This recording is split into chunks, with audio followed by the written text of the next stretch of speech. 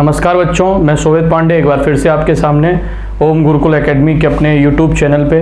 और आज जैसा कि आप लोगों ने कमेंट किया है और बहुत सारे लोगों के कमेंट में हमने जो देखा, सबसे ज़्यादा बेटा नंबर सिस्टम के लिए लोगों ने बोला है, तो नंबर सिस्टम पढ़ाएंगे, है ना। आप अगले टॉपिक के लिए आप कमेंट करना शुरू कर दीजिएगा कि अगला क्या पढ़ना है। नंबर सिस्टम बिल्कुल जीरो लेवल से एक अच्छे हाई लेवल तक पढ़ाएंगे हम, ठीक है। तो जैसा कि आपके सामने आपको दिख रहा होगा, नंबर सिस्टम मैंने लिख भी रखा है संख्या पद्धति को। तो आज बिना किसी देरी के इस टॉपिक को शुरू करते हैं। आज हम केवल उनकी बेसिक बातों के बारे में चर्चा करेंगे। हम बात करेंगे कि संख्याएं होती हैं तो कैसे डिवाइड हुई, कौन कौन सी संख्याएं होती हैं, संख्याएं कितने प्रकार की होती हैं, ये क्या लें, ठीक है। तो इस तरीके से हम आज इनकी चर्चा शुरू करेंगे, ठीक है। तो हम बात करते हैं, सबसे पहले अगर हम बात करें तो बात करते हैं संख्या पद्धति की, ठीक है। देखिएगा ध्यान से, संख्या पद्धति जैसा कि आपके सामने टॉपिक दिख रहा होगा, इस टॉपिक में बेटा अगर हम नोटिस करें तो बात हमें संख्या की करनी है। हम यहीं से बात शुरू करेंगे कि संख्याएं जो हैं वो होती कितने प्रकार की हैं। संख्याओं का डिवीजन करना होगा तो कैसे करेंगे। तो संख्याओं का हमने डिवीजन किया है 3 पार्ट्स में, ठीक है। 3 पार्ट्स में संख्याओं का डिवीजन किया। पहला मैंने बोला वास्तविक संख्या जिसको इंग्लिश में कहा है रियल नंबर। वास्तविक संख्या है यानी रियल नंबर। पहली संख्या कौन सी हुई? आपका रियल नंबर। दूसरा हमने लिखा काल्पनिक संख्या। काल्पनिक संख्या को इंग्लिश में बेटा क्या कहते हैं? तो काल्पनिक संख्या को इंग्लिश में कहेंगे इमेजिनरी नंबर, है ना। क्या कहेंगे? Imaginary number. होती तीसरी संख्या नहीं है, एक्चुअली में तीसरी संख्या इन्हीं दोनों संख्याओं से मिलके बनी है, या ये कहते हैं कि उसी का ये दोनों भाग हैं। तो तीसरी आपने पढ़ी होगी सम्मिश्र संख्या। क्या पढ़ी होगी बेटा? ध्यान से देखिएगा, सम्मिश्र संख्या। इसको इंग्लिश में कहते हैं कॉम्प्लेक्स नंबर, ठीक है। तो संख्याओं का डिवीजन हुआ, संख्याओं को बांटा गया। वैसे हमारा जो यूज है वो इन्हीं दोनों में है ना। और सही तरीके से यूज तो केवल हमें रियल नंबर का करना है, ठीक है। इसको कैपिटल आर से भी दिखाते हैं, इसको डिनोट करते हैं कैपिटल आर से, ठीक है। और ये इसको आई से मतलब इमेजिनरी नंबर को हम आई से डिनोट करते हैं। अब ये भी कभी कभी पूछा जाता है कि कैपिटल आर से किसको डिनोट करते हैं, कैपिटल एन से किसको डिनोट करते हैं, तो इस पर हम चर्चा करते रहेंगे। तो हम लोगों ने बात की संख्याएं कितने प्रकार की हुई। तो संख्याएं 3 प्रकार की हुई, एक वास्तविक संख्या, एक काल्पनिक संख्या और एक सम्मिश्र संख्या। तो अब इनके बारे में कुछ कंडीशन होती होगी, तो हम अगली कंडीशन हम आपको बताते हैं कि जो कंडीशन हुई वो क्या हुई। जरा देखिएगा ध्यान से कि हम सबसे पहले बात करते हैं किसकी? वास्तविक संख्या की। वास्तविक संख्या, एक एक बात पूरी अच्छे से लिखेंगे जिससे आपको चीजें सारी क्लियर हो। वास्तविक संख्या की रियल नंबर की बात करते हैं। तो हमने इसकी परिभाषा अगर लिखनी चाहिए तो इसकी परिभाषा लिखी, देखिएगा ध्यान से। इसकी परिभाषा होती है वे संख्याएं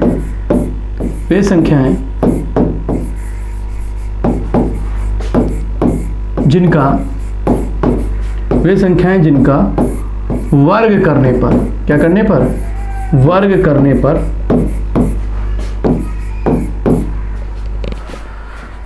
धनात्मक मान मिले, धनात्मक मान प्राप्त हो। वे संख्याएं जिनका वर्ग करने पर धनात्मक मान मिले या धनात्मक मान प्राप्त हो, ये संख्याएं क्या कहलाएंगी? आपकी वास्तविक संख्याएं कहलाएंगी। अगर इनका हम एग्जाम्पल की बात करें, अगर हम इनके एग्जाम्पल की बात करेंगे तो जरा देखिएगा इनके एग्जाम्पल। इनका पहला एग्जाम्पल की अगर हम बात करेंगे तो इसका जैसे पहला एग्जाम्पल हो जाएगा 5/4, करिएगा वर्ग इसका 25/16 हो जाएगा, पॉजिटिव नंबर है। इसके बाद बोलिएगा माइनस का 2, इसका स्क्वायर अगर करेंगे तो बताओ प्लस का 4 हो जाएगा। √5, ये भी कैसी है बताओ जरा। इसका अगर हम वर्ग करेंगे तो ये भी प्लस का 5 आएगा। और आगे बात करें तो हमने बात कर ली मान लो 1.2, इसका स्क्वायर करेंगे तो ये भी पॉजिटिव आएगा। हमने और आगे की बात की तो माइनस का 1.4, इसका स्क्वायर भी कैसा आएगा? बोलो, पॉजिटिव नंबर आएगा। तो ये किसकी बात हो गई? ये हमने वास्तविक संख्याओं की बात की। तो वास्तविक संख्याएं अगर ये हैं तो जरा बताइएगा काल्पनिक संख्याएं क्या होंगी, जरा देखिएगा ध्यान से, ठीक है। तो काल्पनिक संख्याओं की अगर हम चर्चा करना चाहेंगे यहाँ पे, काल्पनिक संख्या ये एक ऐसी संख्या जिसकी केवल कल्पना होती है, काल्पनिक संख्याएं कहलाती हैं। अब काल्पनिक संख्या के बारे में जरा ध्यान दीजिएगा भैया, काल्पनिक संख्या के बारे में क्या लिखना चाहेंगे हम। तो काल्पनिक संख्याएं वे संख्याएं होती हैं, वे संख्याएं जिनका जिनका वर्ग करने पर, वे संख्याएं जिनका वर्ग करने पर ऋणात्मक मान मिले।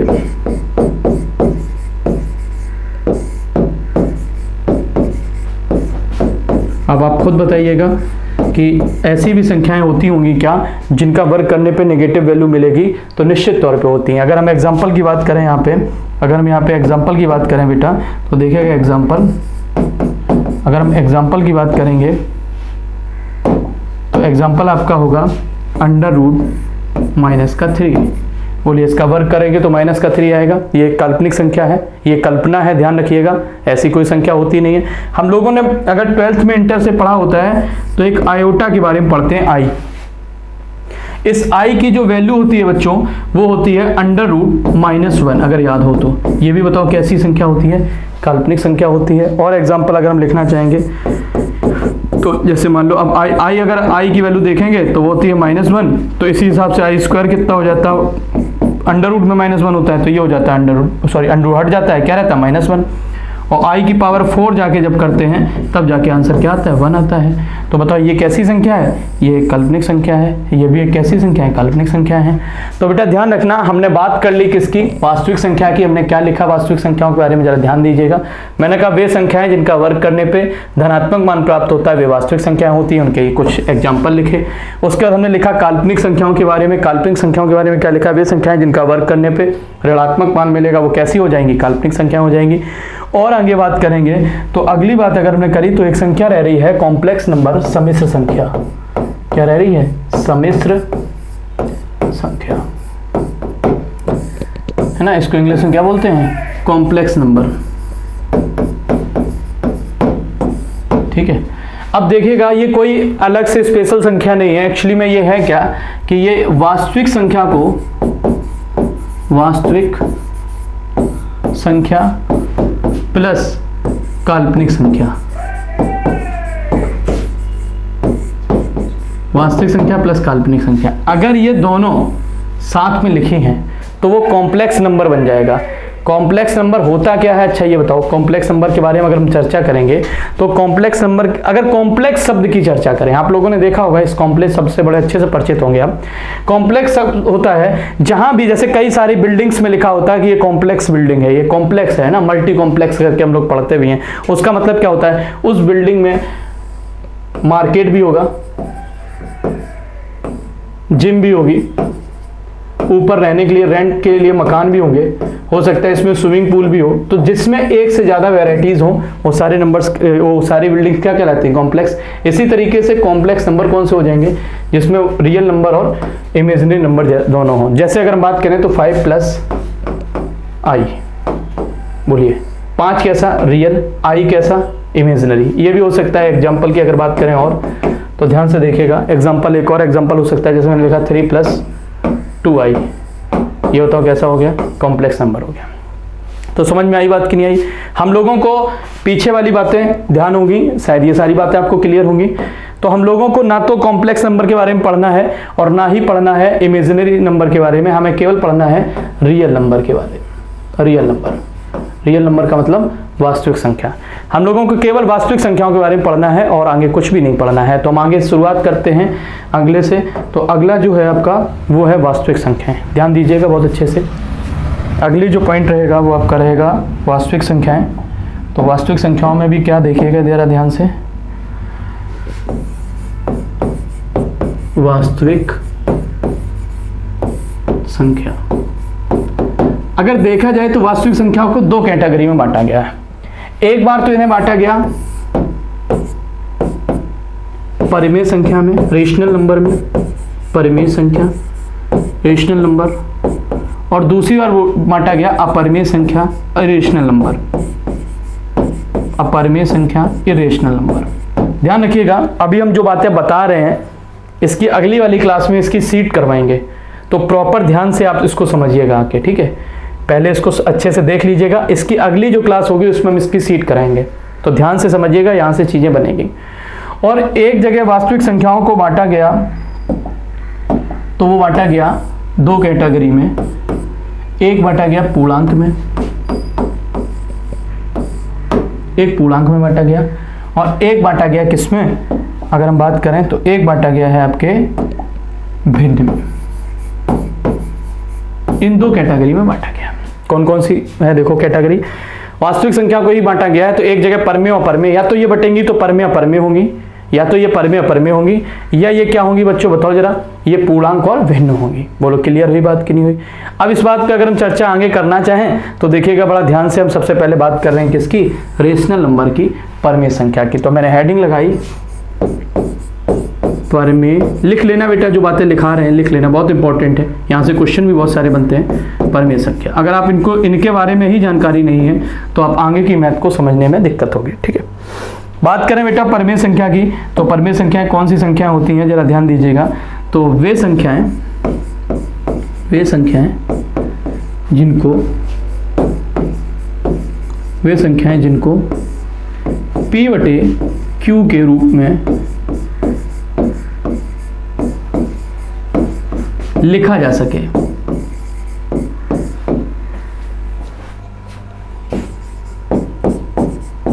वे संख्याएं जिन्हें P/Q के रूप में लिखा जा सके। और एक और कंडीशन है यहाँ पे, Q is not equal to 0।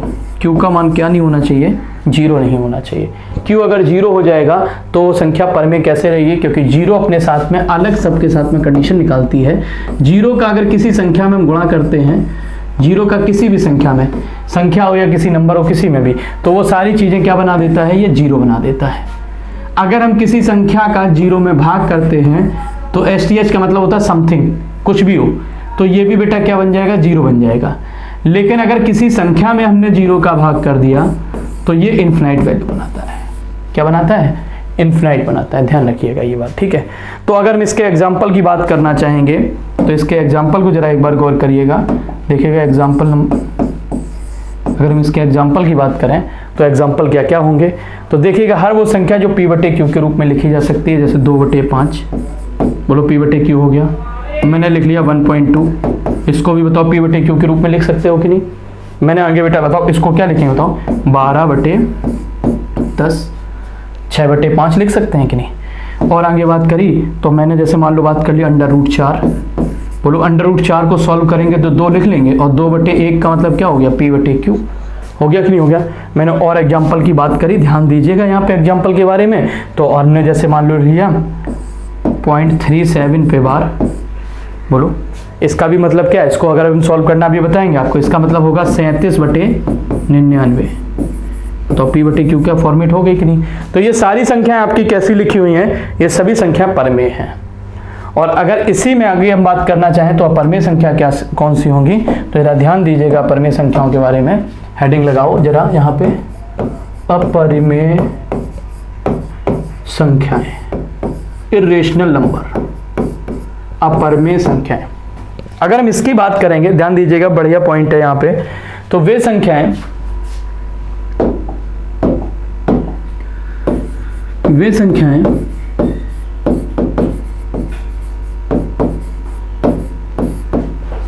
जिनको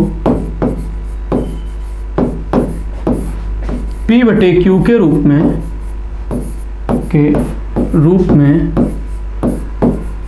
नहीं लिख सकते, नहीं लिख सकते। वे संख्याएं जिन्हें P/Q के रूप में नहीं लिख सकते हैं वो सारी संख्याएं कैसी कहलाएंगी, इर्रेशनल नंबर कहलाएंगी, अपरिमेय संख्याएं कहलाएंगी। ठीक है, फॉर एग्जांपल की बात करेंगे अगर इसके एग्जांपल की बात करें बेटा, तो अगर इनका एग्जांपल की बात करेंगे यहाँ पे ध्यान दीजिएगा एग्जांपल, तो जैसे √3 इसको P/Q के रूप में नहीं लिख सकते बेटा। ठीक है, क्यों नहीं लिख सकते इसकी चर्चा हम करेंगे। ठीक है, हमने लिख दिया मान लो कुछ भी लिख लिया, √15 ये भी नहीं है, बोलो ठीक है, ये भी अपरमेय है। हमने लिख लिया 2 + √5 ये भी अपरमेय है। ठीक है, एक और इम्पोर्टेंट है पाई, ये इम्पोर्टेंट है, ये भी कैसी है, अपरमेय है। ये कैसी है, अपरमेय। अब कुछ बच्चों को यहाँ डाउट होगा डाउट क्या? देखो बच्चों, एक बात ध्यान से सुन लो, यहाँ पे जो बातें पढ़ा रहे हैं वो सभी एग्जाम में आने वाले क्वेश्चंस हैं। तो एक बार ध्यान से अच्छे से सब चीज़ों को अपने साथ में लिखते चलिएगा, अच्छे से नोट्स बनाते हुए चलिएगा। और आप अगर नोट्स बनाए रहेंगे तो आपको ये सारी दिक्कतें नहीं होंगी, ठीक है। जो बच्चे हमसे पहले पढ़ चुके हैं ऑफलाइन या ऑनलाइन बैच में, ऑफलाइन में पढ़ चुके होंगे आप लोग, तो उन ऑफलाइन वालों के पास ये बने होंगे नोट्स। इसमें बेटा कुछ चीज़ें अपडेट हैं, तो जो अपडेट है वो अपने में बढ़ा लीजिएगा अगर आपके नोट्स में नहीं लिखा है, ठीक है। और बाकी का प्रीवियस में आप देख के आइएगा। अगर इससे पहले आपने कैलकुलेशन वाला पार्ट नहीं देखा है तो इसके जस्ट डिस्क्रिप्शन में उसकी लिंक मिल जाएगी, उसके मैंने 3 वीडियो डाले हैं, उसको जरूर देख लीजिएगा एक बार। वो आगे आने वाली मैथ में आपका बहुत हेल्प करेंगे, ठीक है। चलिए आगे देखिएगा बेटा, आगे बात करते हैं। अगर अगर आगे की चर्चा की जाए तो देखिए हमने क्या बताया था, जरा पीछे एक बार फिर से जाना चाहेंगे हम। तो हमने बताया था आपको कि हमने जो रियल नंबर को बांटा है वो एक तो परमेय और अपरमेय बांटा है ये, और दूसरा किस में बांटा है बताओ, पूर्णांक और भिन्न में। तो थोड़ी सी चर्चा हम यहाँ पे पूर्णांक और भिन्न की भी करेंगे, तो ध्यान से देखिएगा पूर्णांक और भिन्न की चर्चा को, ठीक है। तो पूर्णांक और भिन्न की चर्चा की बात करेंगे तो पूर्णांक में देखिएगा, सबसे पहले हम बात कर रहे हैं पूर्णांक की। किनकी? पूर्णांक की।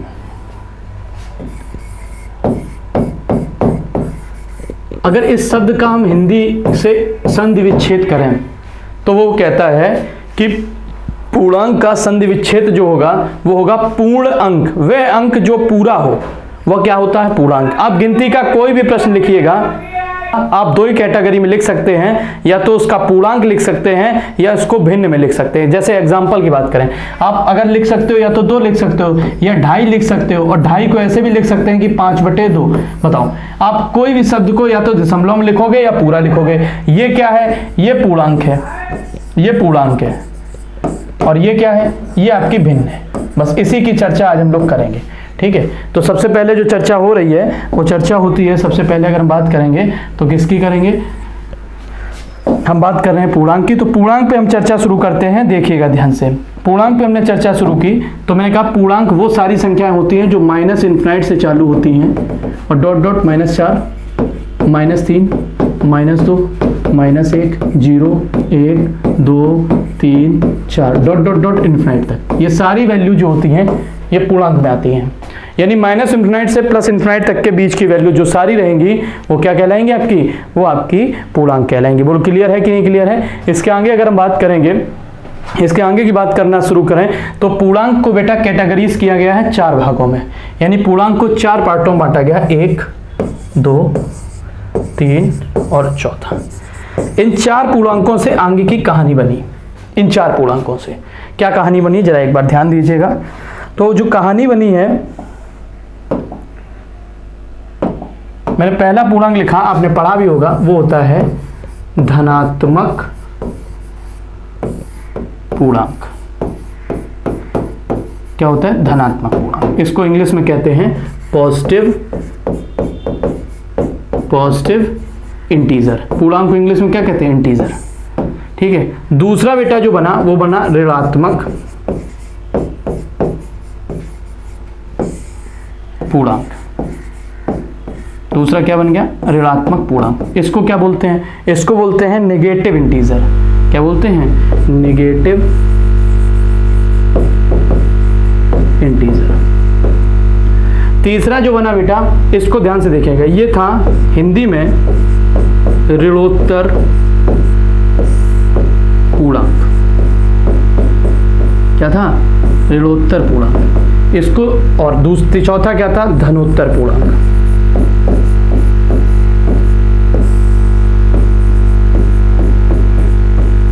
अगर इनके चर्चा की बात करें तो इसको इंग्लिश वाले को कहते हैं नॉन नेगेटिव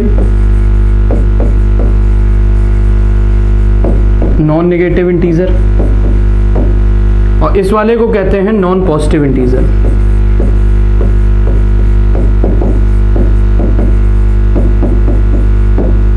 अब इनकी अगर हम चर्चा करना चाहें कि ये होते कौन से हैं तो जरा देखिएगा, इनके बारे में बात करते हैं, थोड़ी सी बात इनके बारे में करते हैं। पॉजिटिव इंटीजर जो भी होते हैं वो 1, 2, 3 और डॉट डॉट डॉट इन्फिनिट, ये सारे क्या हो गए आपके? Positive integer. दूसरे होते हैं नेगेटिव इंटीजर, तो ये -1, -2, -3 dot dot dot minus infinite, ये क्या हो गए आपके? Negative integer. ठीक है कि नहीं। अब इनको देखिएगा ध्यान से, यहाँ से एक बार क्वेश्चन पूछा गया एक एग्जाम में, तो हम वहीं से चर्चा करना चाहेंगे कि अगर हम इनकी बात करेंगे, अगर हम इनकी बात करें तो देखो ये लिखा है नॉन नेगेटिव, मतलब कि जो ऋणात्मक ना हो वो उनकी चर्चा करिएगा आप, जो ऋणात्मक ना हो।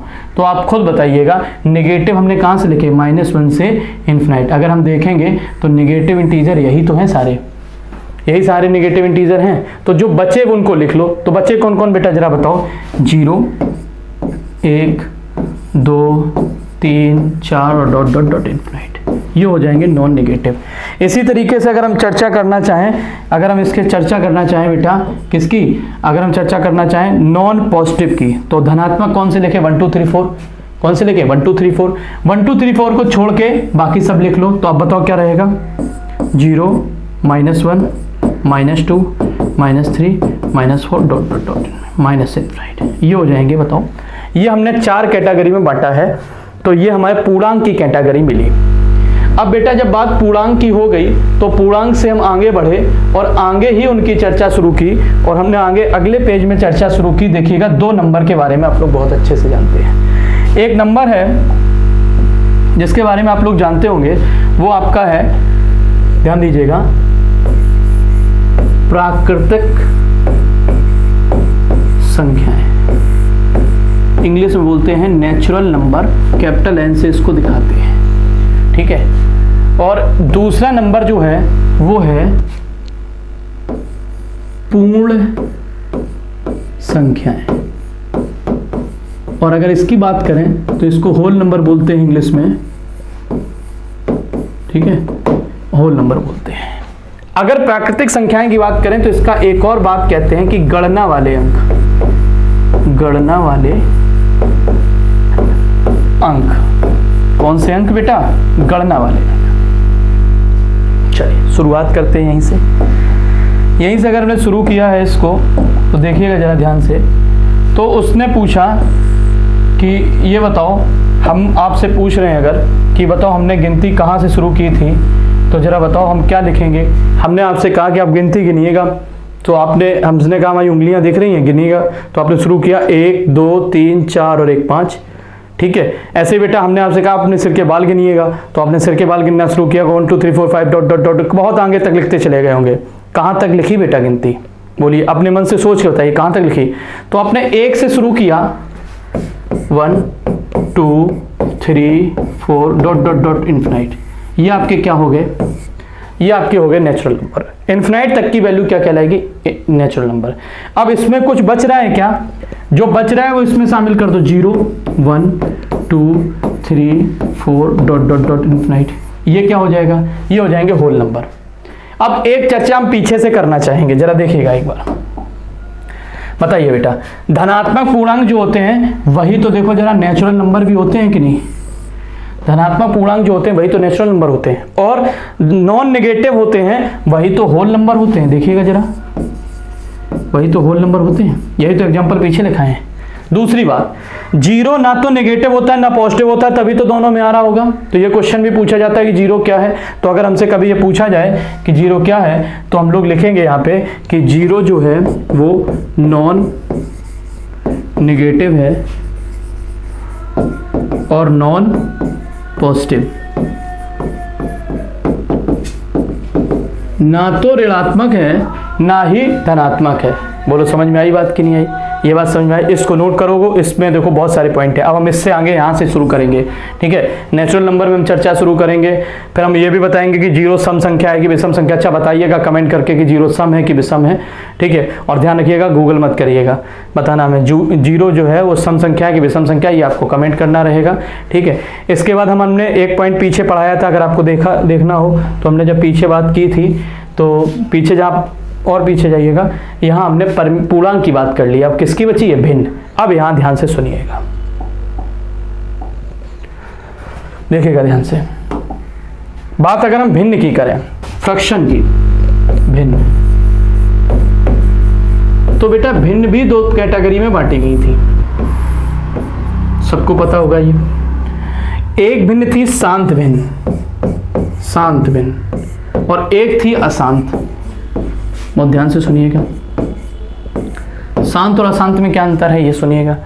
तो बेटा शांत वो भिन्न थी, शांत वह वाली भिन्न थी, शांत वह भिन्न थी जैसे हमने लिखा 4/5, तो इसकी वैल्यू कितनी होगी 0.8। हमने लिखा 3/5, तो इसकी वैल्यू कितनी हो जाएगी 0.6। हमने लिख दिया 3/4, तो ये सब क्या हो गई 0.75। ये बताओ दशमलव के बाद आने वाले अंक, जैसे हमने कहीं लिख दिया तो 0.3146, तो इसकी बताओ फ्रैक्शन वैल्यू क्या हो जाएगी 3146/10,000। यही तो हो जाएगी कि नहीं। ये सारे नंबर दशमलव के बाद 1 अंक, 2 अंक, 3 अंक, 4 अंक, 5 अंक के बाद रुक जाएंगे कि नहीं रुक जाएंगे। तो ये सारे नंबर आपके कैसे हो जाएंगे, ये सारी भिन्नें कैसी हो जाएंगी, टर्मिनेटिंग भिन्न हो जाएंगी, शांत भिन्न। नॉन टर्मिनेटिंग कैसी हुई, जो अशांत हैं, जो रुकी नहीं, उनके एग्जाम्पल ध्यान से देखिएगा। हमने लिखा 10/3, बताओ 3.333333 ऐसे डॉट डॉट डॉट हो जाएगा कि नहीं। हमने लिख लिया 2/3, बताइए कितना हो जाएगा 0.6666 ऐसे लगातार आता रहा कि नहीं। या हमने कोई एक ऐसे भिन्न लिख ली 0.3259682985 डॉट डॉट डॉट, तो ये सब कैसी भिन्न हो गई, ये अशांत होंगे। जो दशमलव के बाद आने के बाद कहीं रुक जाएं, 2 अंक, 3 अंक, 4 अंक, 5 अंक के बाद कहीं रुक जाएं, वो सभी भिन्न कैसी कहलाएंगी आपकी शांत, और जो कहीं ना रुकें वो कैसी कहलाएंगी, वो सभी अशांत कहलाएंगे। बोलो यहाँ तक बात क्लियर हुई कि नहीं हुई। ठीक है, इसके आगे अगर बात करें, इसके और आगे हम बात करें, तो अगर हम और आगे बढ़ना चाहें तो हम आपको बताना चाहेंगे कि अशांत भिन्नों को भी 2 भागों में बांटा गया, 2 कैटेगरी में। एक हुई आवृत रिक्रूटिंग और एक हुई अनावृत। अनावृत 2 भागों में बांटा इसको, एक आवृत हुई और एक कैसी हुई है, अनावृत हुई है। आवृत भिन्न कौन सी होगी, वह भिन्न जिसके बाद दशमलव के अंक निश्चित हों। जैसे एग्जाम्पल के तरीके से अगर हम इसको बताएं तो ज़्यादा अच्छे समझ में आएगा। ये दोनों भिन्न बेटा आवृत हैं। जैसे इसकी हम बात करेंगे, ध्यान सुनिएगा। इसका हम आवृत भिन्न का एग्जाम्पल अगर लिखें तो मैंने लिखा देखो 0.3496 डॉट डॉट डॉट।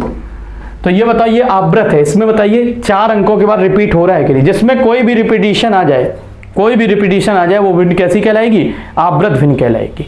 और अगर कोई ऐसी भिन्न लिखी है जैसे ये लिखी है, ये अनावृत है, तो ये कैसी होगी, अनावृत। जैसे मान लो लिखा है 32987526592। अब बताओ अगली क्या डिजिट आएगी नहीं पता है, लेकिन यहां पता है मैं कि 6 के बाद क्या आएगा, 3 आएगा।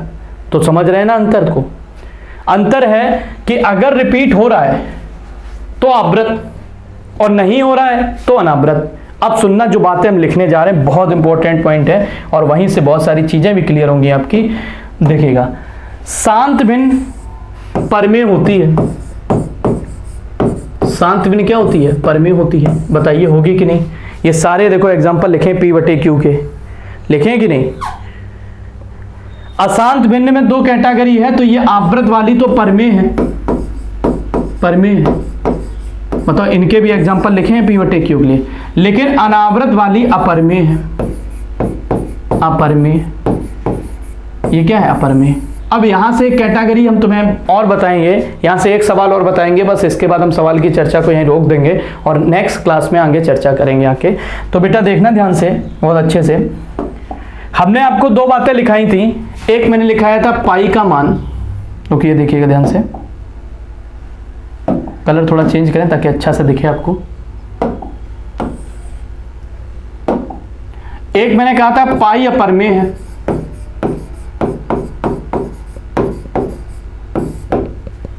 और दूसरे में लिखा था 22/7 अपरमेय है। चलिए अब आपको देखो चेक कराते हैं कैसे। आपके पास, सबके पास एक बढ़िया सा मोबाइल होगा, बड़ा सा होगा एकदम, छूने वाला फोन, हाँ टच वाला वही। तो बेटा बताओ जरा 22/7 में हम आपका कैलकुलेटर अपने मोबाइल में खोलिएगा। हम भी खोल रहे हैं, हम आपको दिखाते हैं, ठीक है। हम भी खोल रहे हैं जिससे आपको समझ में आए अच्छे से। तो हमने कैलकुलेटर खोला, ये देखिए ये कैलकुलेटर खुल गया है, ठीक है। इसके बाद हमने 22 में डिवाइड किया 7 का। क्या किया, 22 में डिवाइड किया है 7 का। शायद आपको दिख रहा होगा, देखिएगा जरा ध्यान से, दिख रहा है ना। चलो ठीक है, बहुत अच्छी बात। और इसकी वैल्यू लिखी मैंने, इसकी वैल्यू लिखी 3.1426 7142857 ऐसे आ रही वैल्यू। आप लोग अपने मोबाइल में करके देखिएगा, ऐसे ही आ रही होगी, ठीक है। अच्छा, दूसरे, अब पाई का मान गूगल बाबा पे सर्च करेंगे। किस पे? गूगल पे बेटा, है ना। तो देखिएगा गूगल खोला मैंने और हम पाई का मान सर्च करके देखा, आप लोग भी करिएगा साथ साथ में, ठीक है। तो बताइए, हमने यहाँ लिखा, देखिएगा हम आपको दिखाते हैं, एकदम क्लियर वाली बात होगी।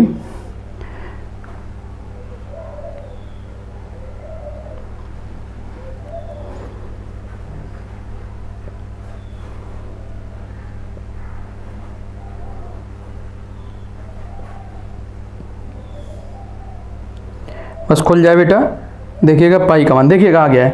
पाई का असली मान लिखा है, वो लिखा है, आप अगर देखिएगा तो ये आएगा 3.14159265 ... कुछ भी बहुत बड़ा लिखा है, हम पूरा नहीं लिख रहे हैं, हमें जो बताना था वो मेरा काम हो चुका है। यहाँ से जरा ध्यान दीजिएगा बच्चों। पहली बात तुमने लिखा था कि पाई का मान 22/7 नहीं होता है, अप्रॉक्स वैल्यू होती है, तो आप खुद देख लिया 3.14 ही मिल रहा है, उसके आगे कुछ मिल नहीं रहा है, तो अप्रॉक्स में लगभग बहुत पास में जाके बराबर हो जाता है, इसलिए पाई का मान ये हम मान लेते हैं अपनी सुविधा के लिए। दूसरी बात सुनिएगा, आप खुद देख के बताइएगा जरा ध्यान से, इनमें से कौन सी आवृत है, कौन सी अनावृत है। तो अगर हम देखेंगे तो 1.14285 का रिपीट, फिर 14285 देखो रिपीट हो रहा है कि नहीं। तो ये वाली भिन्न रिपीट कर रही है, इसका मतलब ये कैसी हो गई, ये आवृत हो गई है। इसमें तो कहीं रिपीटिशन दिख रहा है, ये कैसी हो गई, अनावृत। और हम पीछे लिखा के क्या है, पीछे लिखा क्या है कि अनावृत भिन्न कैसी होती है, अपरमेय, और ये कैसी होती है, परमेय। तो जरा ऐसे बढ़ाइएगा और बताइएगा ये कैसी होगी, अनावृत है तो ये अपरमेय है, और ये कैसा होगा, परमेय। एक और एग्जांपल हमने लिया था √3। √3 की जो वैल्यू होती है वो 1.732, सबको याद होगी, अप्रोक्स में यही होती है। ये भी बेटा अनावृत भिन्न का दिखाता है, अनावृत, और अनावृत भिन्न को हम सॉल्व नहीं कर सकते हैं, तो इसलिए बेटा ये कैसी हो गई, ये भी अपरमेय हो गई,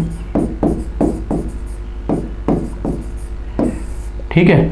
अब आवृत भिन्न कैसे सॉल्व होती हैं, जरा इनकी भी चर्चा कर लें। जैसे हमने एक पीछे एग्जांपल लिखा था, हमने देखो एक एग्जांपल लिखा था, देखिएगा ये कहाँ गया है, नहीं लिखा है, ये देखो लिखा था, कितना लिखा, 3496। तो इस चीज को कैसे लिखते हैं जरा देखिएगा ध्यान से। देखो हमने लिखा पॉइंट कुछ भी लिख लिया, 3496 349 ... ये लिखा है कि नहीं।